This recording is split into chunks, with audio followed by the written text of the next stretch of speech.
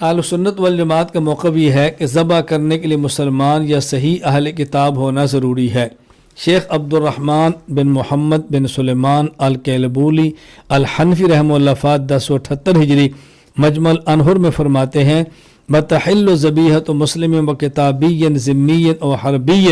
اما المسلم فلقولہ تعالی الا ما زکیتم اب الخطاب للمسلمین و اما الکتابی فلقولہ تعالی وطعام الذین اوتوا الکتاب حل لکم والمراد به مزکاہم لأن مطلق الطعام غیر المزکی یحل من ای کافر کان۔ خلاصہ یہ ہے کہ یا تو مسلمان ذبح کرے تب بھی قربانی ہو جائے گی، اور کافر سے ہی اہل کتاب ذبح کرے تب بھی قربانی ہو جائے گی۔ دلیل سورۃ المائدہ آیت نمبر 5 الیوم احل لکم الطیبات وطعام الذین اوتوا الکتاب حل لکم وطعامکم حل لہم، تمہارا کھانا بھی تمہارے لیے حلال ہے اور اہل کتاب کا کھانا بھی تمہارے لیے حلال ہے۔ یہاں طعام سے مراد ذبیحہ ہے، کیوں؟ اگر ذبیحہ نہ ہو، عام کھانا تو ہر کافر کا حلال ہوتا ہے، اس پر طعام کہنے کی حلہ کہنے کی ضرورت ہی نہیں تھی، مراد ذبیحہ ہے۔ علامہ زین الدین ابن نجیم البحر الرائق میں فرماتے ہیں وحل ذبیحۃ مسلم و کتابی لقولی تعالی وطعام الذین اوتوا الکتاب حل لکم والمراد به ذبائحہم۔ دلیل نمبر 2 صحیح بخاری باب ذبائح اہل الکتاب، حضرت عبداللہ بن عباس رضی اللہ عنہ فرماتے ہیں طعامہم ذبائحہم، طعام سے مراد ان کے ذبیحے ہیں۔ یہ بات دے نشین فرما لیں، آج کل کے دور میں جو یہود و نصارہ ہیں ان میں اکثر ایسے ہیں کہ جو نام کے اور اعداد و شمار میں یہودی ہیں، اعداد و شمار اور گنتی میں وہ نصارہ ہیں، لیکن عقائد کے اعتبار سے نصارہ نہیں بلکہ وہ داعی ہیں، یعنی وجود خدا کا انکار کر رہے ہیں۔ جس طرح آج کے دور میں کتنے مسلمان ایسے ہیں کہ جو نام کے کتنے لوگ ایسے ہیں جو نام کے مسلمان ہیں لیکن عقائد اسلامیہ کو نہیں رکھتے۔ آپ قادیانی دیکھ لیں، وہ لا الہ الا اللہ پڑھتے ہیں، لوگ ان کو مسلمان سمجھتے ہیں حالانکہ وہ مسلمان نہیں ہیں۔ تو جس طرح ہمارے ہاں کتنے لوگ ایسے ہیں کہ جو ظاہری طور پر اللہ کا نام لیتے ہیں، کلمہ پڑھتے ہیں، لیکن ہم ان کو مسلمان نہیں سمجھتے۔ اسی طرح یہود و نصارہ میں ایک بہت بڑی تعداد ایسی ہے کہ جو اعداد و شمار میں عیسائی یہودی لکھے جاتے ہیں لیکن خود وجود خدا کے بھی منکر ہوتے ہیں۔ حضرت مولانا مفتی محمد شفیع صاحب رحمہ اللہ تعالی ارشاد فرماتے ہیں معارف القرآن جلد نمبر 4 صفحہ 48 پہ آج کل یورپ کے عیسائیوں اور یہودیوں میں ایک بہت بڑی تعداد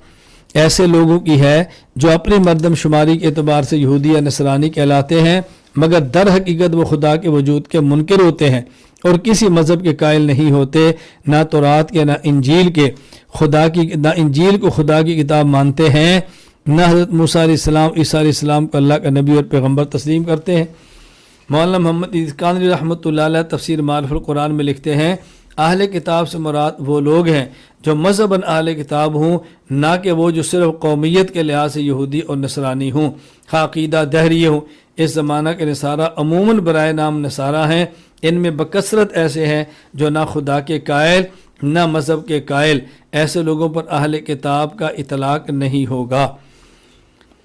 اچھا، مولانا مفتی محمد کفایت اللہ دہلوی رحمہ اللہ تعالی فرماتے ہیں آج کل بھی اگر کوئی ایسا شخص ہے جو کسی پیغمبر پر ایمان رکھتا ہے اور کسی آسمانی کتاب پر اعتقاد رکھتا ہے تو آج بھی وہ اہل کتاب شمار ہوگا۔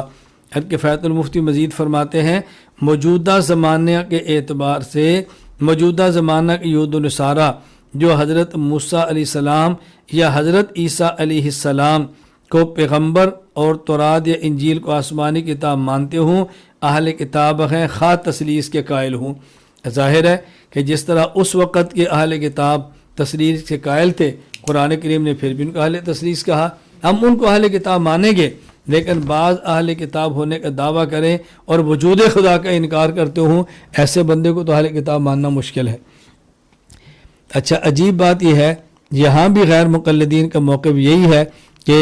مسلمان اور اہل کتاب کے علاوہ کوئی اور کافر بھی ذبح کرے تو جائز ہے۔ یہاں بھی وہی ہے۔ نواب نور حسن خان غیر مقلد 1339 ہجری وفات عرف الجادی میں لکھتے ہیں ذبائح اہل کتاب و دیگر کفار نزد وجود ذبح بسملہ یا نزد عقل حلال است حرام و نجر نیست. یعنی اگر کوئی کافر ہو وہ ذبح کرتے وقت بسم اللہ پڑھ لے، یا کوئی کافر ذبح کر دے اور مسلمان کھاتے وقت بسم اللہ پڑھ لے تو کہتا ہے بس یہ حلال ہو گیا. علامہ وحید الزمان غیر مقلد وفات 1338 ہجری